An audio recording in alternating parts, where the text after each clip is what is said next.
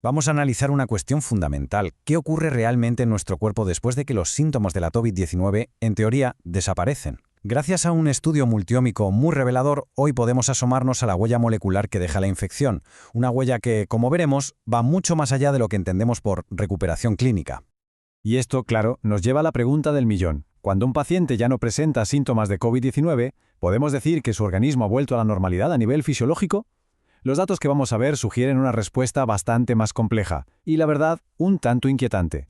De hecho, para que nos hagamos una idea desde el principio, la conclusión del estudio es así de directa y contundente. El fenotipo, es decir, la expresión observable de las características biológicas de esos pacientes convalecientes, permanece alterado, sigue siendo distinto al de las personas sanas que no han pasado la infección. Muy bien, pues para entender cómo han llegado a una afirmación tan seria, vamos a desgranar el estudio paso a paso. Primero veremos por qué la recuperación puede ser una ilusión, luego nos meteremos en el diseño de la investigación molecular y analizaremos qué encontrarán a nivel metabólico e inflamatorio. Y al final, que es lo más importante, conectaremos todos los puntos para ver qué significa todo esto para la práctica clínica. Empezamos por aquí, por el primer punto, la ilusión de la recuperación. El concepto clave es muy sencillo pero a la vez muy potente. Que desaparezcan los síntomas evidentes, como la fiebre o la tos, no significa en absoluto que haya una restauración biológica completa a nivel celular y sistémico. Entonces, ¿en qué se basan para afirmar algo así? Bueno, pues la clave, como siempre, está en la metodología. Para valorar el alcance de estos hallazgos, es fundamental que entendamos primero cómo se diseñó esta investigación multiómica.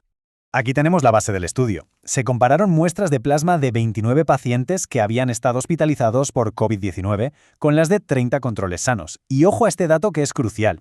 Los pacientes llevaban una media de casi 13 días después de haber recibido el alta hospitalaria. O sea, ya se les consideraba clínicamente recuperados. La primera herramienta de análisis que utilizaron fue la metabolómica. Para que nos entendamos, esto es como sacar una fotografía instantánea de todos los procesos metabólicos del cuerpo. Analiza los productos finales de la actividad celular, por lo que es un indicador increíblemente sensible del estado fisiológico real de una persona. Y la segunda herramienta fue la proteómica. Esta va un paso más allá, porque analiza el conjunto de proteínas funcionales, que son, por así decirlo, las máquinas que llevan a cabo las instrucciones del ADN. Cualquier cambio en el proteoma nos está chivando que hay alteraciones en funciones biológicas que están activas en ese momento, como la respuesta inmune o la coagulación. Y ahora sí, vamos a los hallazgos. Empecemos por lo que reveló la metabolómica. Los datos muestran una alteración profunda, generalizada, del metabolismo, una especie de réplica sísmica, que sigue activa mucho después de que la fase aguda de la infección haya terminado. La magnitud de esta alteración es cuanto menos notable. Fijaos en la cifra. Se identificaron 415 metabolitos con niveles significativamente distintos entre los convalecientes y los controles. Esto no es un cambio menor, no es un detalle, es una alteración sistémica de todo el paisaje metabólico. Y si nos fijamos en la naturaleza de esa alteración, el dato clave salta a la vista. Casi un tercio, un 28%, de los metabolitos desregulados son lípidos. Esto apunta directamente a una modificación muy profunda del metabolismo de las grasas, un proceso que, como bien sabemos, los virus a menudo secuestran en su propio beneficio para replicarse. Y si hacemos zoom en esos lípidos, encontramos un hallazgo clave. Los esfingolípidos. Estos lípidos estaban significativamente elevados en los pacientes convalecientes. Y esto es crucial por dos razones. Primero, porque ayudan al virus en su ciclo de replicación. Y segundo, porque su desregulación mantenida en el tiempo deja al cuerpo en un estado proinflamatorio constante. La batalla inmunológica, está claro, no ha terminado. El análisis metabólico ya nos daba una pista muy clara, pero es que la evidencia proteómica viene a confirmarlo. Vamos a ver ahora cómo el análisis de las proteínas funcionales nos revela un estado de estrés continuo en el sistema inmunitario. Si el número de metabolitos alterados parecía alto, el de proteínas es todavía más impactante. 947. 947 proteínas con niveles de expresión alterados. Esto indica un cambio masivo, a gran escala, en la función fisiológica del organismo. Y es muy interesante ver que la gran mayoría de estas proteínas, un 70%, se encontraron reguladas a la baja. Es decir, sus niveles eran más bajos en los pacientes convalecientes. Esto podría estar indicando un agotamiento o una supresión de ciertas funciones biológicas clave. Y aquí está el meollo de la cuestión. Estas proteínas alteradas están implicadas en procesos muy concretos, una inflamación que no cesa y un estado de hipercoagulabilidad, o sea, una mayor tendencia a formar trombos. Vemos activas las cascadas del complemento y la coagulación, la formación de nets, esas trampas que lanzan los neutrófilos, y la activación plaquetaria. Son todas señales características de la COVID-19 grave, pero lo alarmante es que aquí persisten en pacientes que en teoría ya estaban recuperados.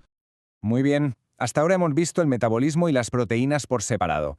Pero ¿qué pasa cuando juntamos todas las piezas del puzzle?